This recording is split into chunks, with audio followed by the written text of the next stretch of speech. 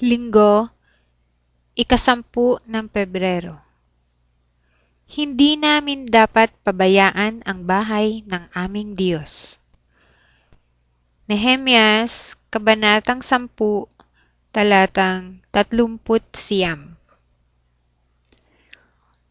Pinaaalalahanan ng tapat na lalaking si Nehemyas ang kaniyang mga kapwa Hudyo na dapat silang magpakita ng wastong paggalang sa literal na templo sa pamamagitan ng pagsuporta rito sa materyal na paraan.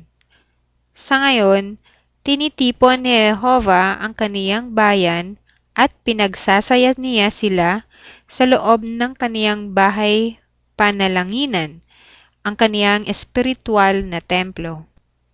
Kung gayon, hindi natin dapat ipagwalang bahala ang paanyaya ni Jehovah na sambahin siya roon, upang ipakita ang pangangailangang magtipon ng regular para sa pagsamba.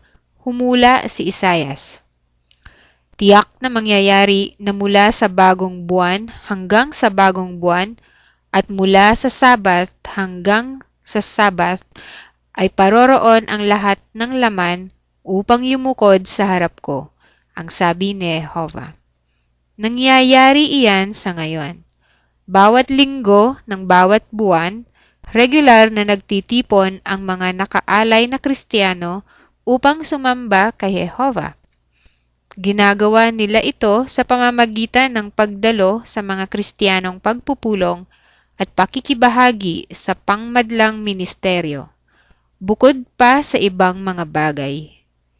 Isa ka ba sa mga regular na pumaparoon at yumuyukod sa harap ni Jehovah?